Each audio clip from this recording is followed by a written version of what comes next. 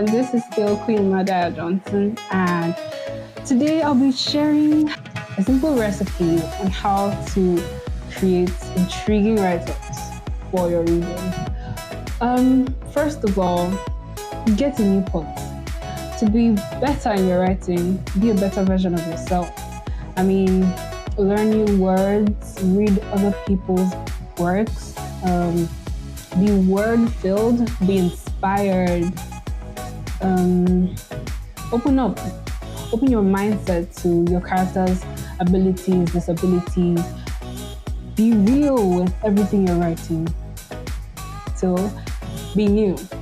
Get a new point. Secondly, you would have to add, let's say it's 10 cups of show and tell. 6 cups of show and 4 cups of tell. Showing is like the process of describing. Is the process of describing or showing, or mostly writing about actions to appeal to your reader's sense of taste, sense of sight, to appeal to your reader's senses, almost like, and the wind blew. What? No. And the wind touched my face while I stood there staring. Now, showing mostly happens when you want to express. It happens at the climax of every story. It happens at maybe a major plot or something you really want to create. You know what I mean? Showing is like very essential in writing something intriguing, because your writer feels like he or she is there.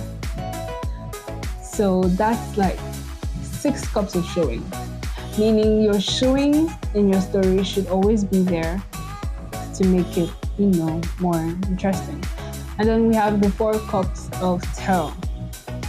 Telling also happens in writing. If you do more of showing every single time, you'd make your story long. And trust me, these days, especially in the Gen Z era, no one wants to really sit down to read a long story. It could be interesting, but no one has the time.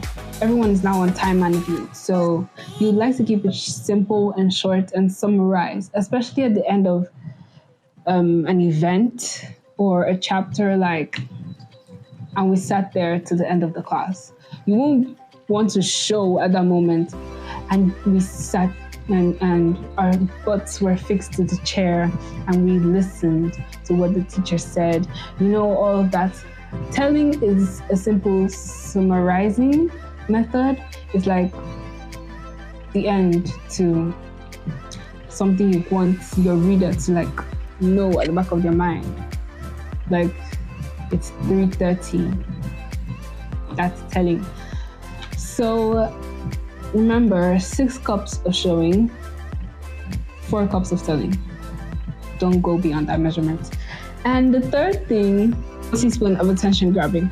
Attention grabbing is quite different from show and tell. Attention grabbing really applies to articles you write, mostly formal writings, like formal letters, articles to editors. You use attention grabbing because you want to be as formal as possible and straight to the point. Showing is very explanatory, so you would want to cut it short.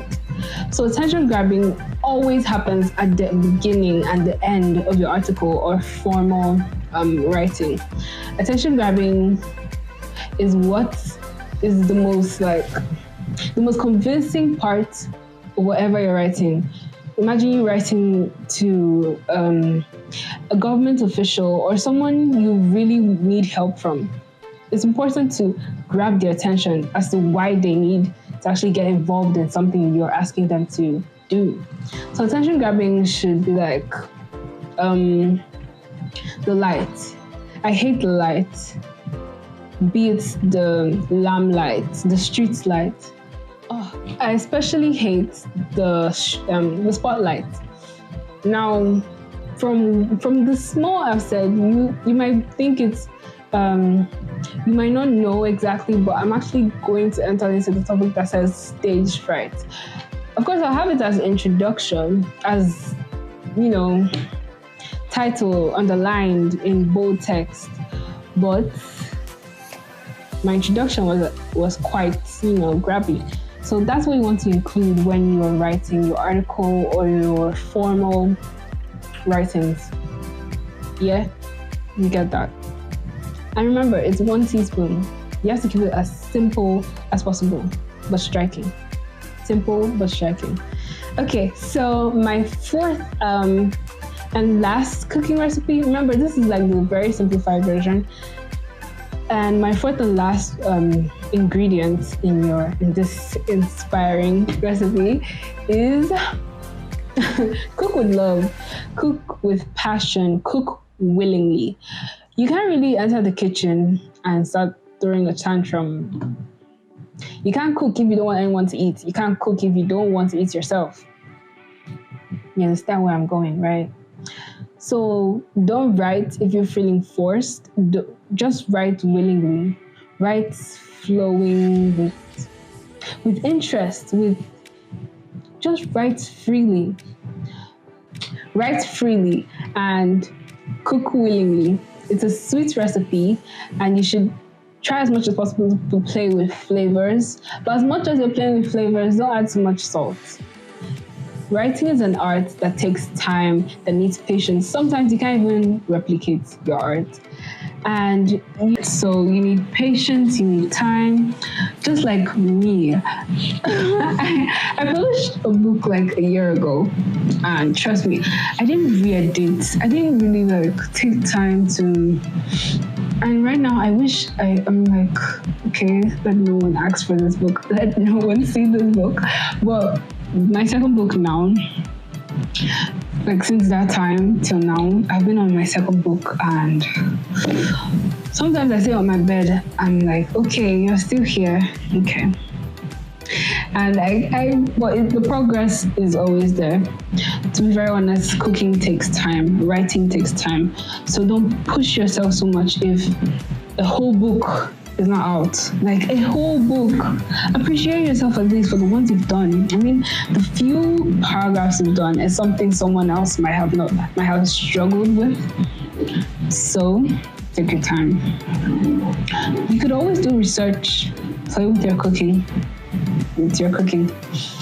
So this is like the simplified version of how to be a better writing chef. I am still Madaya Johnson, and yeah, you could comment part 2 and maybe I can think about it. Thank you.